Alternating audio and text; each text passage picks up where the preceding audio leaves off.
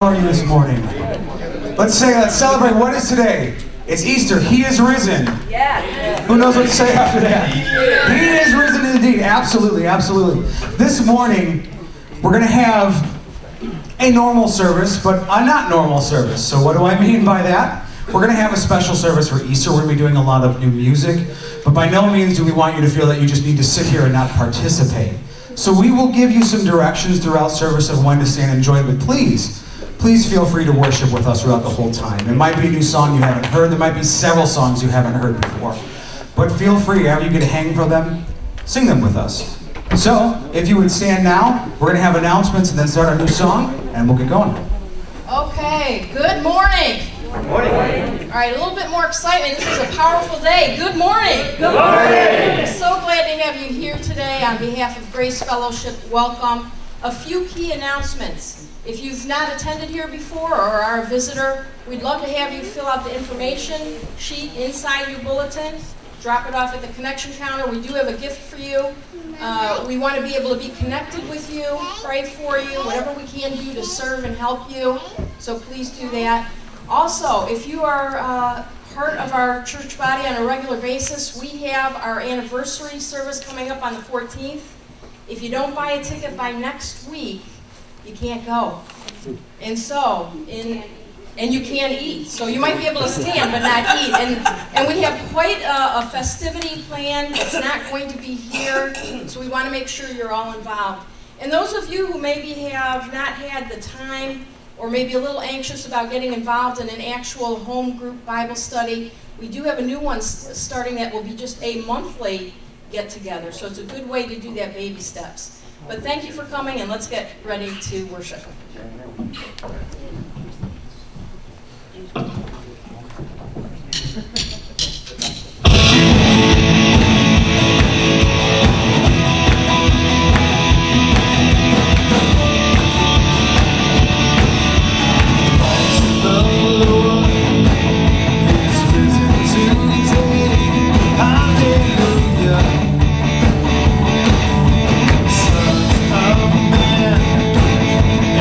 Angels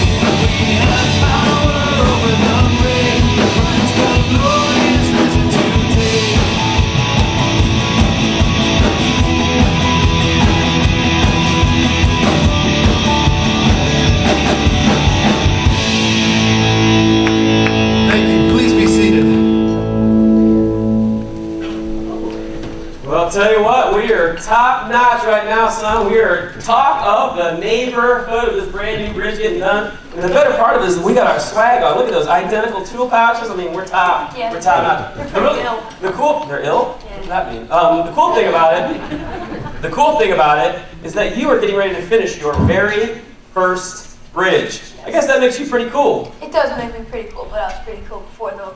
Oh, is that right? Well, I suspect that, well, I mean, you're old man. I got cool pulsating out of my fingertips and pumping through my veins, so I guess if you're cool, you may come by it honest. Keep thinking that then. Oh, is that right? All right, smart guy. Let's move this thing over a little bit here. Got to get it over this spot. Mom wants this. There we go. That's perfect. Mom wants this thing done for Easter, for the family dinner. You know, she's been nagging me for 10 straight years. We've lived in this house and we've never built a bridge over that little backyard creek, so we're gonna get it done. Yeah, I think it's kind of it's been kind of funny all this time. She keeps trying to jump over the creek. I know, she's not a track and field star. No, she's not. She's not good. Every time she tries to jump, she just lands right in the mud. You know, it's pretty funny. Are you actually sure you wanna build this? Oh, I get what you're thinking. Well, I think it would be funny if we didn't build it and let it be for Mom, but the thing is, I've got to live with this one for the rest of my life, so we're going to get it done for Easter just like she asked. Yes. What I need to do here is get this bit out right here, perfect spot right here, perfect spot. Man, I'm feeling so carpentry right now. Look at that. Looking good, looking good. You know, Easter coming up has really got me thinking about our grandpa. Your great-grandpa Joe? Yeah. Why? What's got you thinking about Holidays and everything, you know? Well, I know it's the holidays, but what's going on in your head?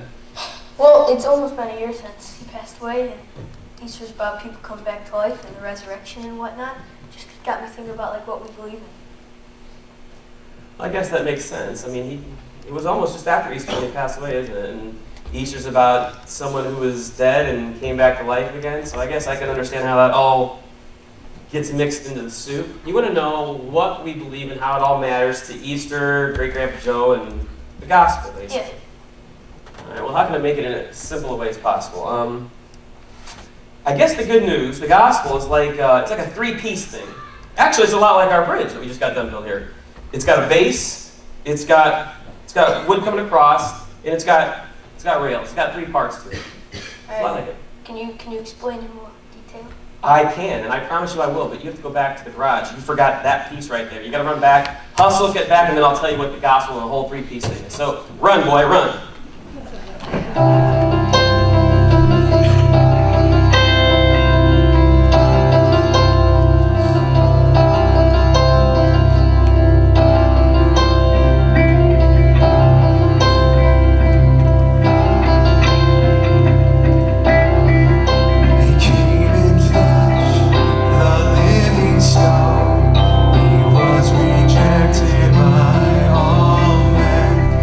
But in the sight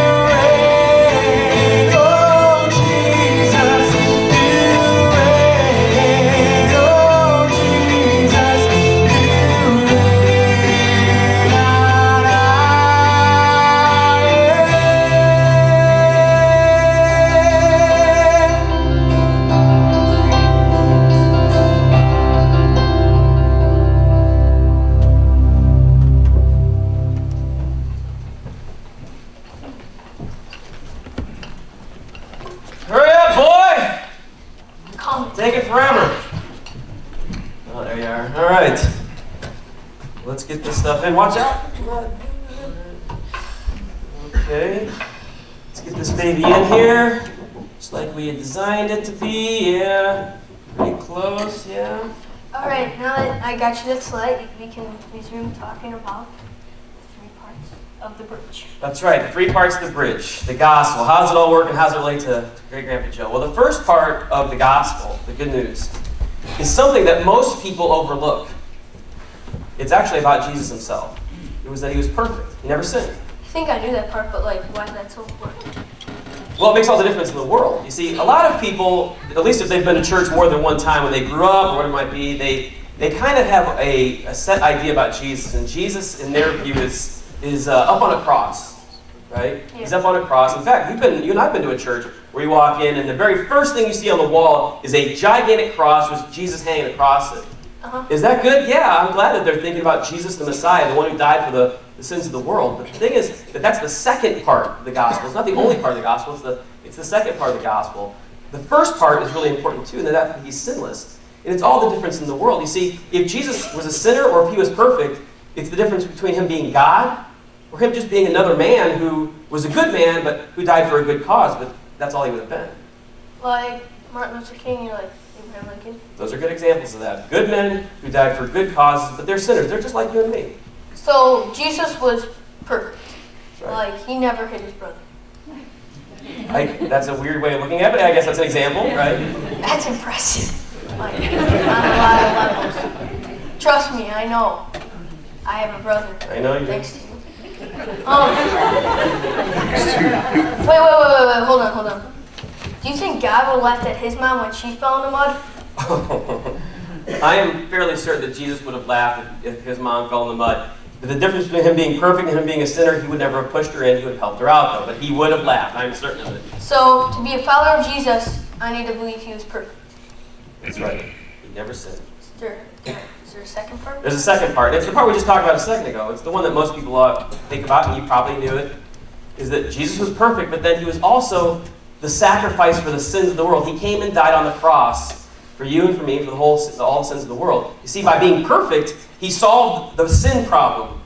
None of us can be perfect, and he was, and so he solved that problem. But what goes along with being a sinner means that everybody dies. Everybody in history dies, right? Yeah. Sin is what kills us. So he solved the sin problem by being perfect, but he solved the dying problem by dying for us. So, the Father, like God, he sent Jesus down to die for the world's sins. That's exactly right, man. You're smarter than you look. That's good. The catch is, though, he didn't just come to die for the sins of the world. He came to die for your sins and mine. So, first I have to believe God is perfect. Yep. And then that God came down to heaven, died for us so that we could go to heaven. That's exactly right. Oh, nice. What's the third piece? Well, as you could probably expect, there is something in the garage calling your name. We forgot the placard. We've got to hang this thing on as a special little bow tie for Mom on this bridge. Go back and get it, and I'll tell you the third part. Hold on, I'm going to throw you in the mud.